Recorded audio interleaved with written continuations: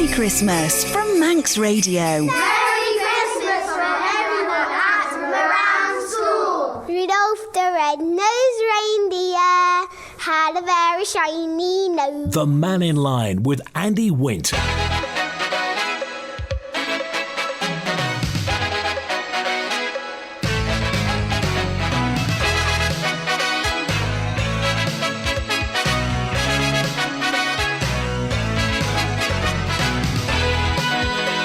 Pastor Mai, good afternoon. Welcome to Mannin Line on Manx Radio. We're open line through till 1 o'clock. Penultimate Mannin Line of 2023. So if you can get your Christmas jokes ready for tomorrow, that'd be great.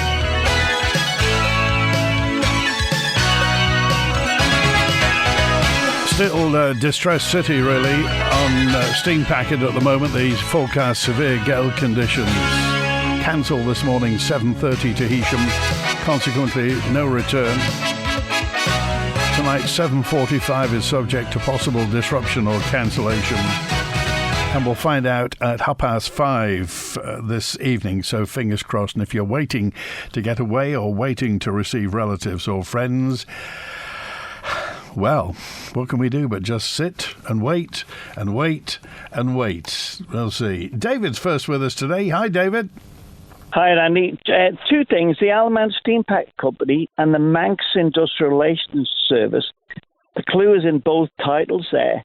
Why don't both organisations get together and settle their differences? And that's what the arbitration service is all about.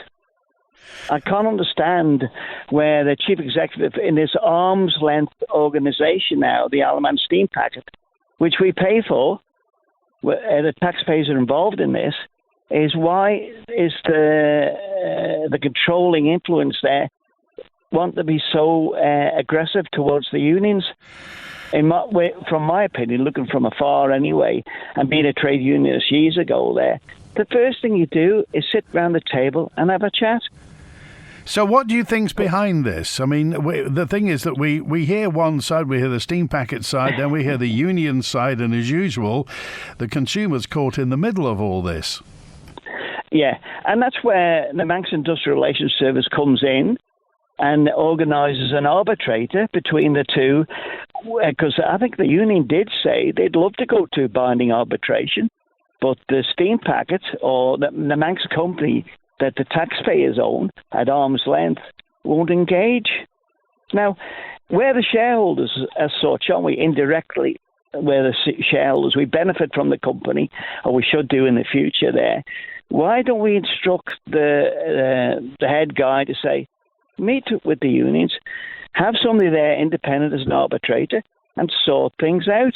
Or should we say, as the consumers on the Isle of Man, or the government should say to them, Treasury, to say that the chief executive, we don't need you anymore. Your term is up. Well, you're gone. Obviously, when push comes to shove, it is our lifeline. And, when presumably the steam packet have got contingencies in place, obviously we've got the arrow.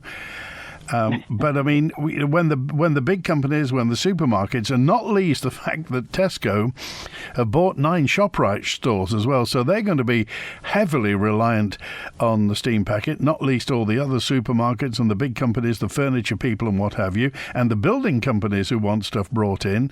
This presumably the steam packet. I mean, obviously, as consumers, we don't know what's going on behind the scenes. We don't know what contingencies are in place. We're all just hoping for the best. Yeah. Can I just slip another one in too? And all the best for the new year to yourself, Andy, because it's a great programme, whether people whinge at it or not. We need to get some steers next year on where we're going on our energy policies. And can I just ask, the things that's hanging over from me is what's happened with the Newsom site, the inspector's report, outstanding, no tick in the box there. What's happened to all the other things that's happening in the Isle of Man? Where are we? Well, Do you know?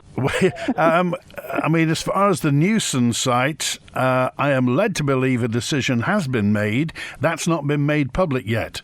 So, But they can't tell us. well, nobody can say. And I understand that one of the people, I think, involved in either the heritage business or in the planning business has now left post, so that's all changed as well. So we'll see. We'll wait and we'll watch and we'll see. And I know you're going to ask me about Manx Development Corporation.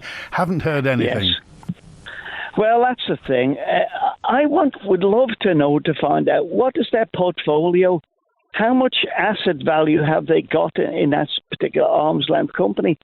Don't you think the problems we've got on the Isle of Man is when they made things arm's length? When the government used to be in control, we used to have a person on the boards and used to say to them, what's going on here? Except Treasury now just say we're a shareholder, we're the probably major shareholder in it.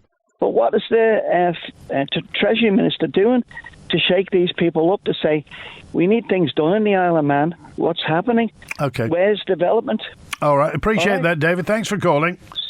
See you, boy. Cheers now. All the very best. Eddie's with us now. Hi, Eddie.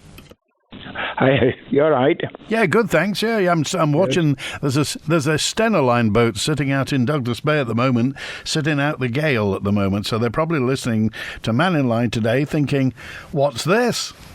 Well, let's hope we give them something interesting then. Just before I give you my topic today, can I just go back to yesterday? Yeah. When I suggested 400,000 tons of concrete. Well, the truth is, I've got some facts for you here for today, but that was just a blind figure. Who cares what the figure is? Because the truth of the matter is that every area has a different amount. But I've got some figures which say the minimum is about 60 wagons at 8 cubic metres, which is 500 tonnes for each pad. So you've got 5 of them, which is 2,500 tonnes of concrete. That's minimum, right? So nobody knows, but what we do know also is that they've got to dig off all the heathland for the roads, I mean. Then they've got to dig off the heathland for the pads themselves. So that's a figure, absolutely, could be anything. But that was just to brush over yesterday's. Today's topic is if the government agree, right, this is dead concerning because I know there's an awful lot of people on the Isle of Man who are twitchers, bird watchers, ornithologists, whatever, nature lovers, walking, you name it, whatever. The birds that are going to be affected up there are astronomical. That area is renowned for the biggest concentration of hen harriers. We've got buzzards up here, which I love watching every day, red kite, kestrels, both types, migratory birds in the winter like field pheasants, huge flocks of them, fieldfare, redwing, ducks, geese, you name it. I'm a member of the Bird Society over here, and last year I was given an invitation to go and see, prior to it opening next year, the new bird sanctuary at the Point of Ayre at the All Rights Tip. It's absolutely brilliant, honestly. We got shown around everything. The main man there, Neil, is I believe he's retiring this year, and a young lady taking over. But they told us everything about it and everything, including, would you believe, how much the government have paid for all this to entice birds here. And yet, the likes of Eristane, if they go ahead with that, it's going to kill birds.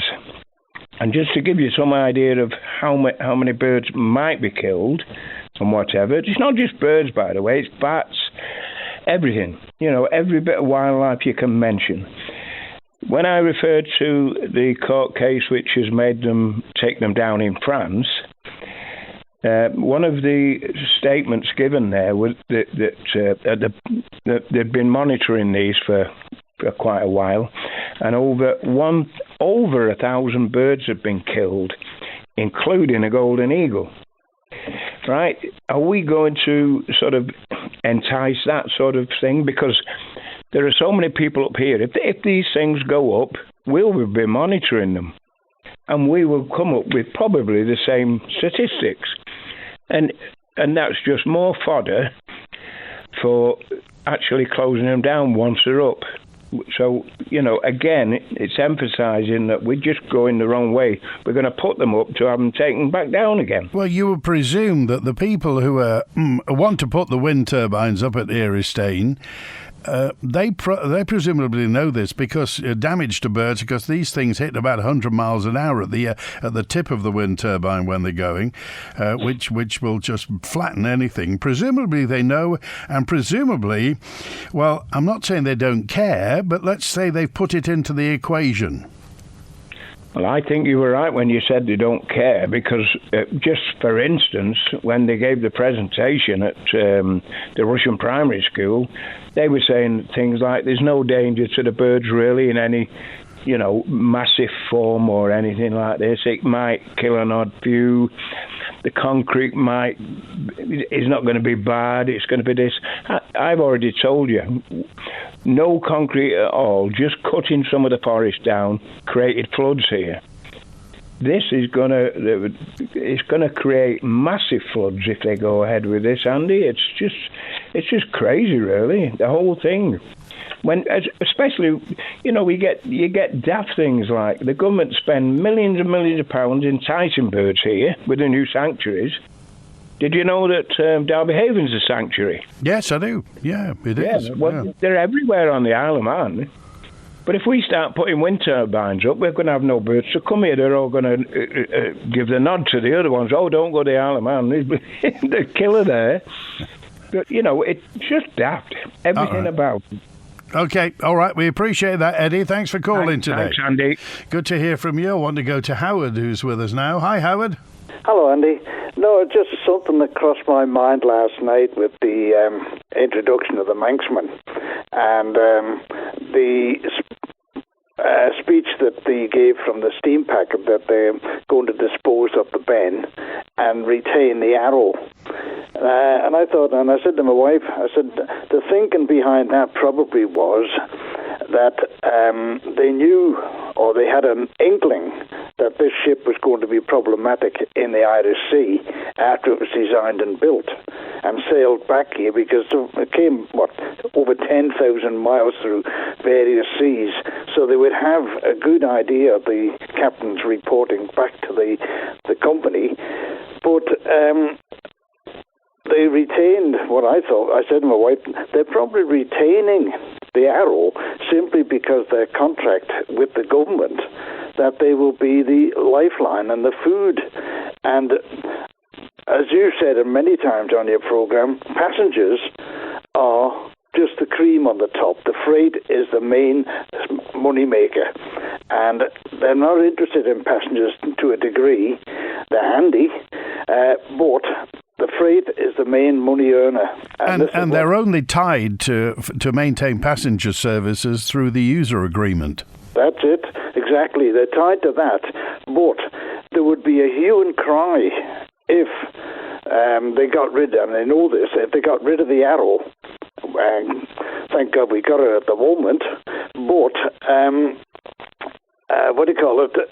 if they weren't able to get food in, because I can remember, and I said to Chris, the seamen strike in 1966, and that covered the whole of Britain, and the Isle of Man was included. But the Maritime Union at the time, on humanitarian reasons, that a ship could sail to the Isle of Man for bringing food in.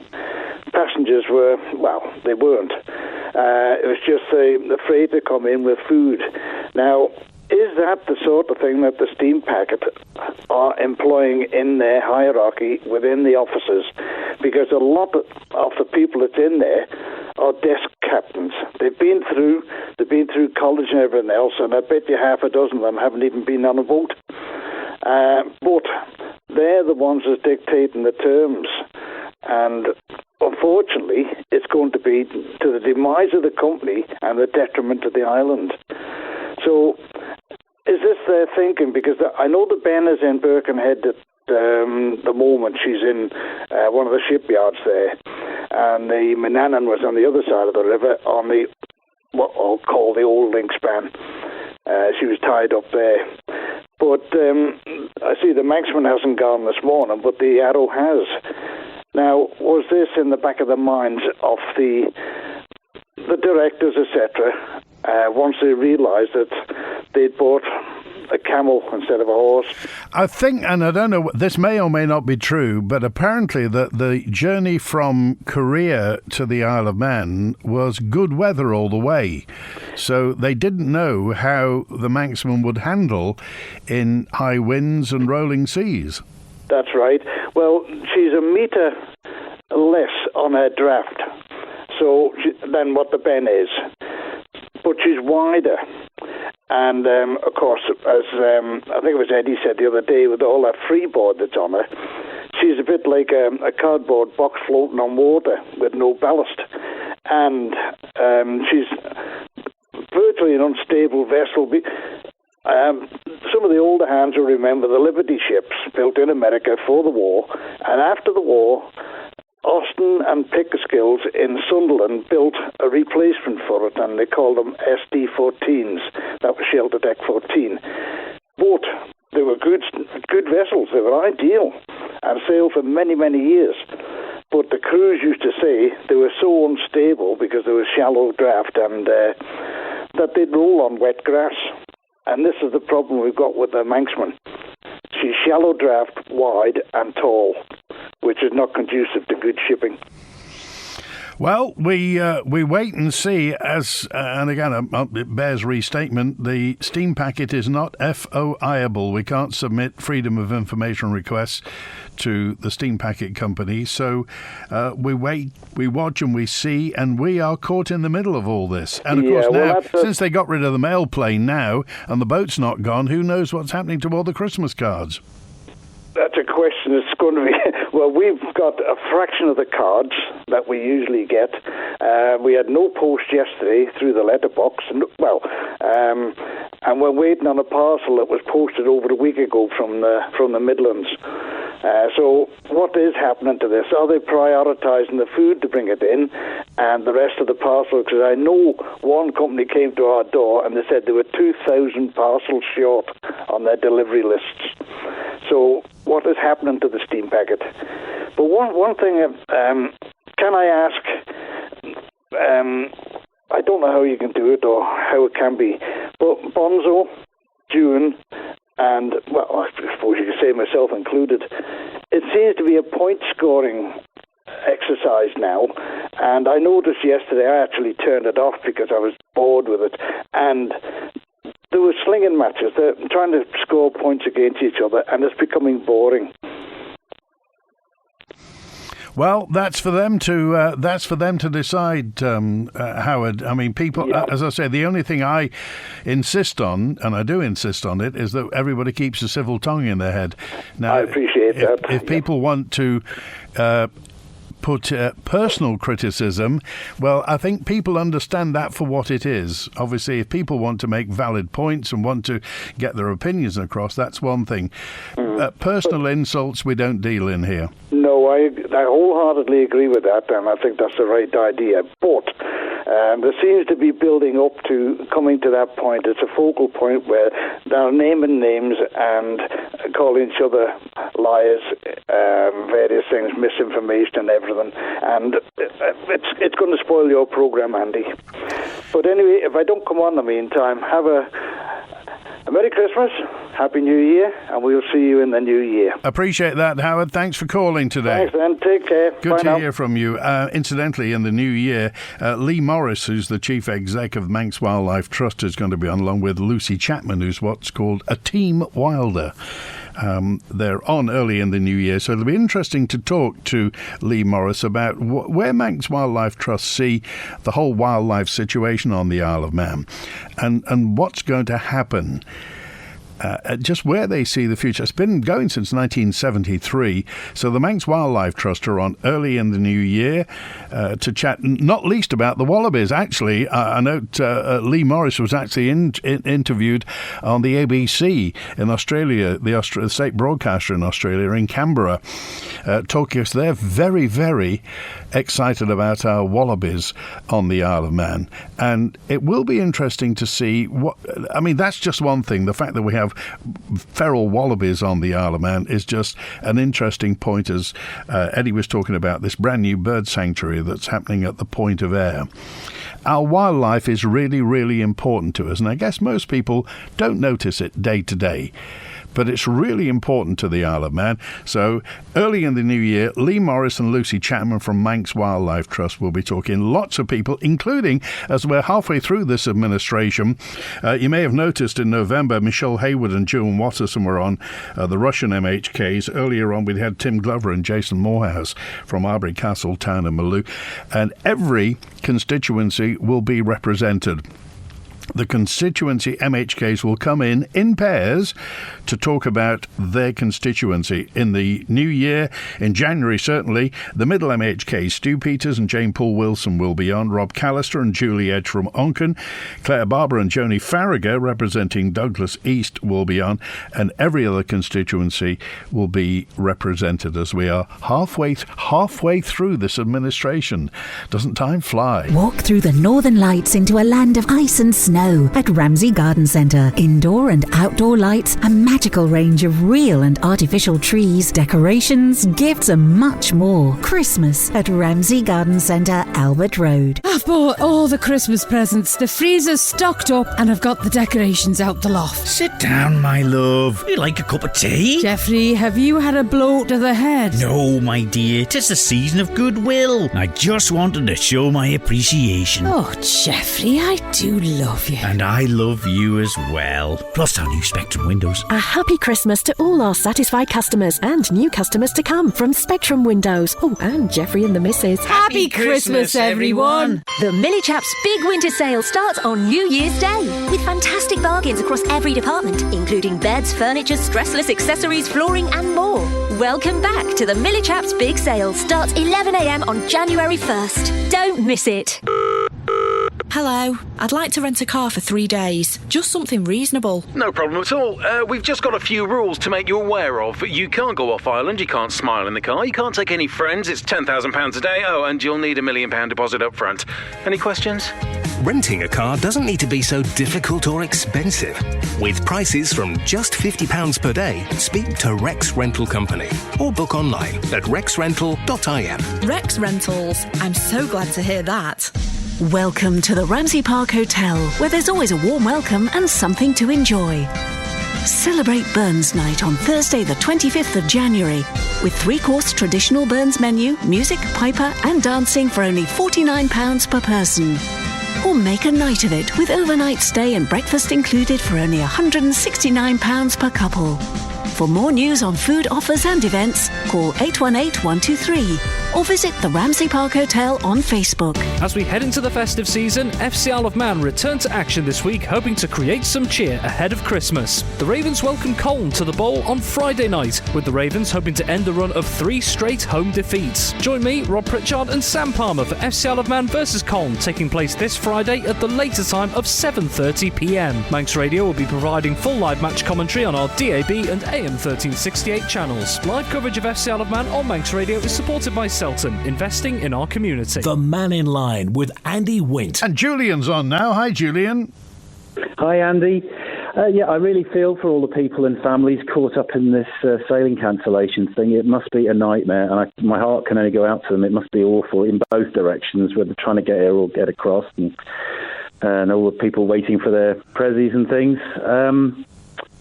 A few comments. The Stena Hibernia that sat in Douglas Bay isn't due into Heysham until 04:30 tomorrow morning, so it'd be interesting to see if that goes and if that actually gets in.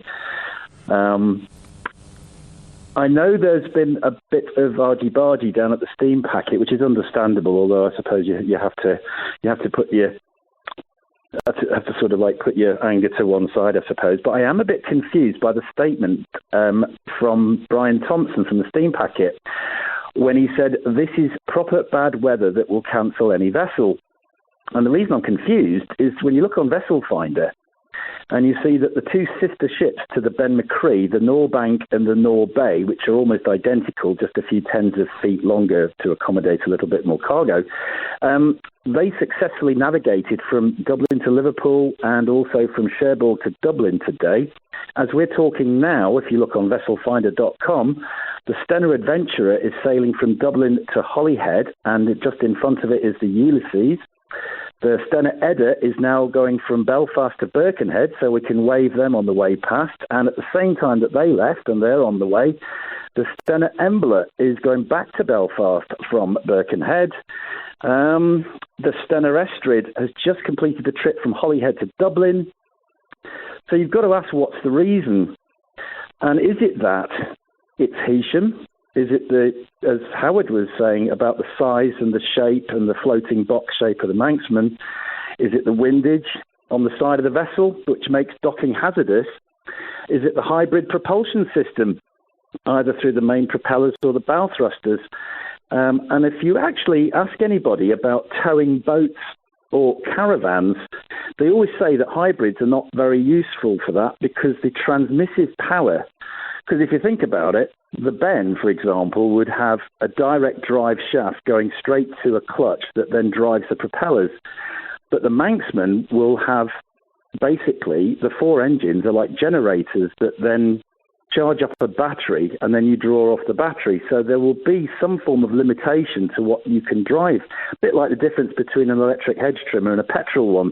And you can really go through heavy bracken and all sorts with a petrol one, whereas the electric one will stall. So it makes me wonder if there might be an issue with, just the design of it. You would have thought, though, I mean, this is a multi-million-pound vessel. This has been designed, thought through, constructed. Somebody somewhere must have sort of projected what may happen in the future and thought about contingencies. This can't just be an accident.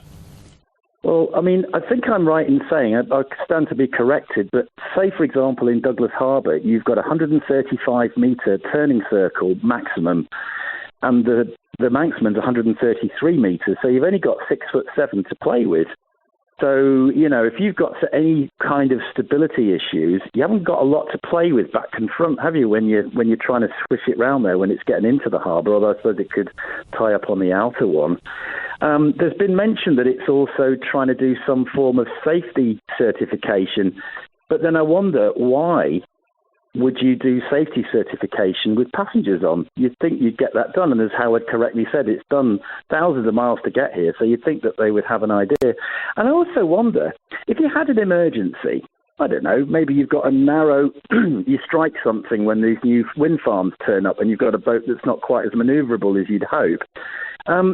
Is there not an alternative harbour anywhere down the west coast of the UK or the northwest that it can go into? I mean, everything's going in and out of Liverpool at the moment. I take it there is no way to get the cars and the people on and off if we were to just send the Manxman to Liverpool? No, I mean, what she used to use at 12 Quays at Birkenhead, the Stena have changed the link span to fit their vessels now, and I think the link span that used to fit the Ben McCree doesn't fit the Manxman. So we don't have an alternative emergency. It's a bit like an aeroplane, you can always divert off. They have to have a certain distance that they can divert off to an alternative. So you're a bit stucker then in the emergency. You've got Heysham or nothing. That it would appear so. Other quick one, the wind turbine things. I was just looking, this is a quick one and then I'll go. The Solano wind project in California was completed not too long ago. They're using the same kind of turbines talked about at Erie Stain, 4.2 megawatt. And of course the soil structure, and there's a lot of things to think about. But they use somewhere between 1,500 to 2,000 tonnes of concrete, and not forgetting that you use between 1.5 and 1.8 tonnes of coking or metallurgical coal to make that. So you'll have to blow somewhere between 2.25 and 3,600 tonnes of coal to make that concrete. which is then poured over 176 steel anchoring rods, which are each 9 by 7 feet, weighing 50 tons. The base is 72 feet in diameter. The nacelle, the hub, and the blades are around 650 tons. And, of course, you've got plastics and metals and copper and all kinds of things, and balsa wood for the core of the blades and epoxies that we've talked about. The tower is quite often in higher winds made from a hollow concrete, 500 feet high. So 5 turbines would probably require a similar amount of concrete in the end as what the displacement weight of the Manxman is. So if you were to sink the Manxman in Erie Stane, you probably get some idea as to how much weight in concrete that those 5 are going to take. I wonder whether they've worked out what the carbon footprint of the wind turbines will actually be. Well, they reckon in the end, when you take the realistic capacity factor that we've talked about, which is realistically you're looking at best case scenario, according to Orsted and the Crown Estate, is 26%, but that's across all the onshore ones. And then, of course, you've got to think Erie Stane's probably not ideal. I was speaking to a very, very clever pilot who was telling me about how the planes avoid that area because you get terrain channeling where you end up with, like the stacks, which is the valley at the halfway up the slot. That kind of fires inwards and then reflects off Cronkney Relay, and you end up with the wind changing abruptly. So you're probably going to end up with all kinds of issues with, extra vibration, with flutter on the blades rather than nice and smooth like you'd have in the sea. Not that I'm into offshore wind turbines anyway, but the wind flow wouldn't be as smooth. And of course, the other last thing I was going to say about the concrete, what about the roads? Because that's going to take rather a lot of concrete, I would imagine, because these things, each one of those blades is over 60 tons. Then you've got the very long low loader. And from what I can see, when a low loader with those sorts of weights passes over existing roads or runways, it's equivalent to about 10,000 cars worth of damage in terms of, how much it's doing. And of course, you'll notice if you look at videos of them delivering these blades, the wheels at the back especially can sort of turn 360 degrees. It's like a 6-wheel bogie that can turn around. So you imagine all the scrunching that you get, whenever a heavy goods vehicle's turning, you can always hear if it's on brickwork or even if it's on concrete, you can hear that friction going. So it makes you wonder how much damage is going to be done that will have to be repaired with fossil fuel-based tarmac and all the rest of it by the time it's all done. So that's quite a lot to think about. All right. Thanks, Julian. Thanks, Andy. Cheers. Good to hear from you. And Andy says, hi there, wind turbines and birds. Cats kill 311 times more birds. Now, is that a fact or is this your opinion? So if you want to protect birds, we should campaign to limit the number of cats. Or is that the law of false equivalence? And also, thank you to Jody, who said, when is somebody going to start the Christmas tour of where the turbines will be? Why doesn't somebody do a walk so we can actually see where the winter... That's just what you want in this sort of weather, Jody. Thanks for that. Peter's on now. Sorry, Peter, you've been waiting for ages. That's all right. It's Peter Murcott here. I've listened to a lot of very interesting information. I haven't rung about any of the issues, but I'm very grateful for what I've heard. I say absolutely amen to what Eddie said. That was where I came in at the beginning. Wholeheartedly agree with everything he said and the others about the bird life. It's been on my mind for a very long time, and I often think about Denmark, where they've got a huge number of wind turbine things in the sea there, and I've often wondered how many birds between Sweden and Denmark and so on have been slaughtered by those things. But what I rang about was actually about the season. We've come to Christmas. It doesn't get much of a mention nowadays. I often wonder, whether people are really entitled to take their holidays and call it Christmas when they don't seem to recognise too much of what it's about. And that's what I've rung about. Every year, Christmas cards, they will show the wise men coming to the stable, and that is biblically wrong. they didn't come to the stable. They arrived at least 2 years later. Now, I'm so exercised about this that I've written a little booklet on it, which is called No, They Didn't. It corrects another thing that I find even Christian authors get the interpretation of the biblical account wrong, because they will insist that there was only one return to Nazareth from Jerusalem, because Luke 2:39 talks about Mary and Joseph going back to Nazareth. Matthew 2:23 talks about them going back to Nazareth, and I've reviewed books where they will insist that that was one of the same return, and of course it wasn't. The timeline's different. So what I'm saying is, I've written a little booklet on this. If anyone's interested to know how you read the incarnation accounts, and they are perfectly logical, and they follow without any problem whatsoever if you read them in accordance with the timeline. If they give me a ring, I'll send them a copy. There's no charge. I've been giving them out this Christmas. My name's in the book, but I'll say it over air because I'm not bothered about people know what my telephone number is, 611-483, and I will explain to them why it is that all of these tableaus and Christmas cards and everything else which show the Wiseman in the stable are completely biblically wrong, and why it's very important, because if we don't get that point right, people who don't have any belief might very reasonably say, well, if they can't get about the incarnation right, what else do they get wrong? Okay, so it's 611-483. That's me. So, yeah. You're messing with my head here. Now, so the three magi did exist? Yes, they did. But, you see, if I could just say extremely briefly, where folk go wrong is that they fail to understand that the account in Luke does not include any matter that's included in Matthew. The two are complementary, and you have to read both accounts together to get the full picture. Now, if you do that, then you won't go wrong. If you try and artificially make the account in Matthew tally with everything that's said in Luke, you'll go wrong. I had a good friend who was on the radio on a Christmas broadcast in Britain, and there were some unbelieving people there, and they immediately said to him, and he was taken off guard, the Bible contradicts itself, you know. It says in Matthew 2:23 that they went back to Nazareth after going to Egypt. It says in Luke 2:39 they went back to Nazareth, which was obviously very close to the time of Christ's birth.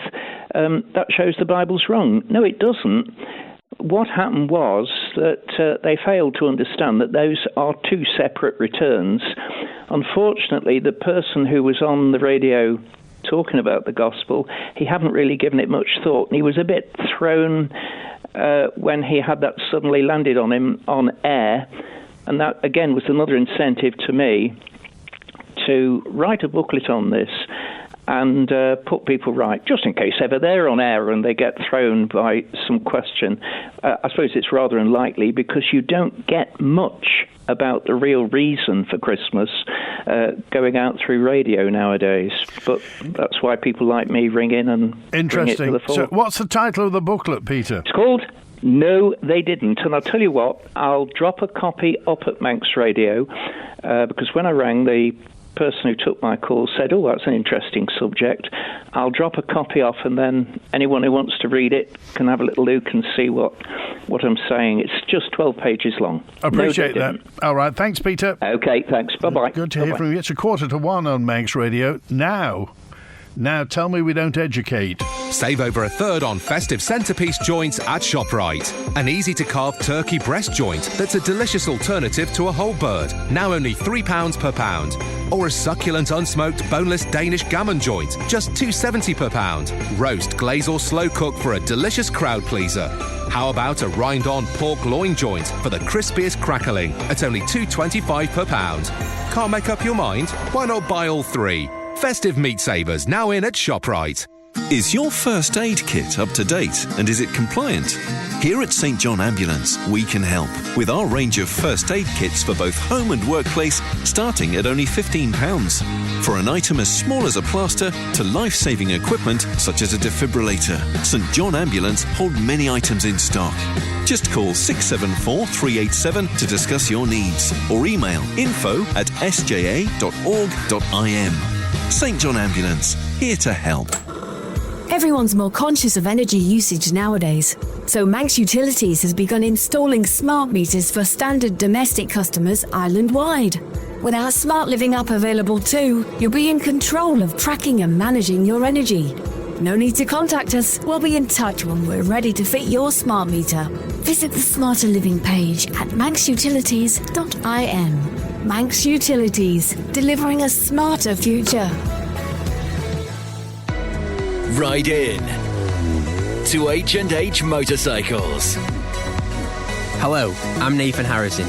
For motorcycle sales, service, repairs, tyres, suspension including upgrades or full long-term restorations, choose the team that builds race-winning bikes. H&H Motorcycles on South Quay Industrial Estate, Douglas. Job done at H&H Motorcycles. H&H Motorcycles. Your bike couldn't be in better hands. This festive season on the Nation Station, the winning continues with Manx Radio's 12 Days of Christmas. Between now and Christmas Eve, we have a huge prize to give away every day. All you need to do is listen for your cue to call. Join us live on the air and answer a simple seasonal question. Manx Radio's 12 Days of Christmas. Brought to you by SpectrumWindows.im. Your chance to win this festive season. The Mannin Line with Andy Wint. And Wilf's on. Hi, Wilf. Now then, this is just something I heard a couple of days ago, and it came from a very good source. Now, if it's true, I think it'll be a wonderful idea. If it's not, it's what the Manxman would say, if it's lies I'm telling you, you said it was lies I was told. Tesco has got so fed up with the steam packet and what's going to happen and is the boat going to sail and all the rest of it, they're going to buy out Mezeron. Now, this is what I heard. This is skeet at the moment, is that right? Well, I don't know. I wouldn't call it skeet because it came from a very good source. Well, do you remember a few years ago when I think it was Tesco and I think it might have been Mezeron and other people involved tried that alternative one? They had a crane, didn't they, down at Douglas that they were hauling stuff off? Yeah. But the thing is, you see, this would be a very good move. If they would buy Mezeron out, including the cranes and the boats and the lorries, they've got everything on site. And they've got their own dock. And I don't know when like bad weather, Mezeron seems to sail in any weather. So if it comes up, it would be a wonderful thing for Ramsey if it comes off. And I hope it does. I hope it's true. All right, Wilf. Well, then we'll put that. That's Wilf Skeet for the day, but perhaps not Skeet as well, because I know you're on the inside track. That's it. All right, Wilf. Thanks for calling. All right. 11 minutes to 1. I sent a card, says Texter 466, sent a card signed for track and trace on the 5th of December to the UK, still not been received. This situation just isn't good enough. We don't have a mail plane. Now, remember, in the Channel Islands, they paid. They paid for their own mail plane because we understand it was the Royal Mail that withdrew the mail plane to the Isle of Man, but we don't know how much it would cost. We don't know what was the shortfall, how much it was per day, per week, per month, per year, what the deal was, and we don't know how much we were short of to maintain a mail plane. But sure as anything, things aren't what they used to be with the mail now. And if it's Christmas cards, that's bad, but it's not life-threatening. But certainly for lots of our international businesses, our much vaunted International Business Centre, getting mail on time is not a luxury. Often it's a prerequisite. And we know that some of the urgent stuff will be taken off on scheduled airplanes. I think it's going via Logan Air. So some is sent. So what's happening with the mail? Well, I'll tell you what's happening. The price goes up 5p in the new. It'll be 85, not 80. But it's Christmas. These are Christmas cards. Did they not see this coming? Bonzo with us now. Hi, Bonzo. Hello. Yes, speaking of Christmas, first Christmas joke. Yes. So, first Christmas joke is, why are the three wise men from Yorkshire? Go on. Because they came from the East Riding. Thank you. Tish, I'm here all week, yeah. Okay, I will just very briefly, before I want to talk about the steam packet just a little, respond to Howard and Eddie, etc. Well, I don't point score. What I do is I try and put what are actual facts with what might be termed fake news or fake information, which has just got credence by just being repeated, and yes, can be honestly held, as fact by other people, but it's not. So I counter that. I'm not interested in point scoring against individuals. I'm just interested in correcting misinformation. That's all. So going on from that, then to the steam packet. I note that the new Stena ships, which are planned, the Haitian Max ships, I've seen the artist's impressions of those, and I note that they have very, very little in the way of tall superstructure.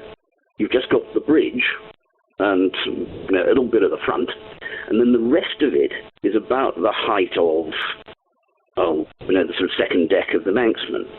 So it's about, so the rest of the deck is about the height of about a quarter of a way up the Ben's funnel, by the looks of it. And so, obviously, some people have been thinking there about windage and going into the port in Haitian. And so, I'm you wonder about having the Manxman with such big sides. Well, but again, I just come back, Bonzo. Surely the people who commissioned this vessel and had the vessel designed, surely they knew she was going to sail between Douglas and Heysham. Surely they knew the Isle of Man has sometimes a very strong prevailing southwesterly. Surely they knew all this. Yes. So, I wonder how that was accounted for, whether they thought that the manoeuvring system with the thrusters, etc., might actually counteract that, because the problem is not, of course, not so much going from out of, once you're out of Douglas Harbour, then going across to near Haitian. That's not the problem. It's getting in and out of the ports. And it was built, of course, to the biggest size they could possibly do, in order to maximise capacity and not have to alter the port infrastructure. But also with the stability problems, I seem to remember that the Ben had those, and they put a load of concrete in its ballast, didn't they? That's right. Yeah. Yeah. So I think that's probably a thing that's going to happen with the Manxman. But I mean, nowadays with computer modelling, etc., I would have thought, as you were saying, that you could have sorted these things out during construction rather than actually putting the vessel in its operating environment and then going, that needs to be tweaked a bit, doesn't it?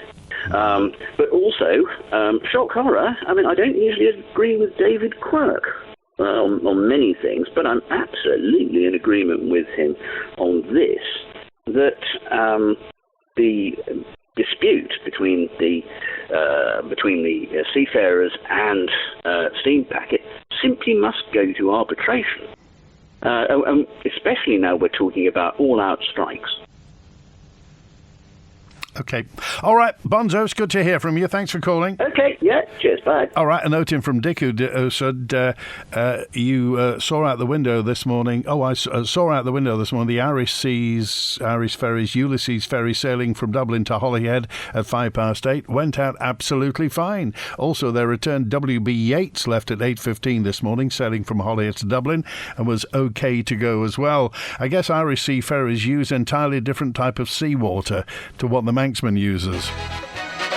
Would you think? Should ask the steam packet why really high-sided vessels, Irish ferries sail, but the Manxman doesn't. I've got to say hi, by the way, to Sam Quilish and Elliot Moore and Amber Carriage. Some Manx firefighters raised more than £2,000 for I'll Listen and the Firefighters charity. They undertook the Six Peaks Challenge, climbing the 6 highest peaks in the UK, Ireland and the Isle of Man over 6 days. Well done to Sam, Elliot and Amber. Check was presented at the fire station last night. Apparently the southern pool is still in the dark. You can't swim with a candle on your head. And tomorrow, big show. It's going to be a biggie. Tomorrow's the last Mannin Line of 2023. You got to be there. Thanks to Chris Quirk on the phones today. WINT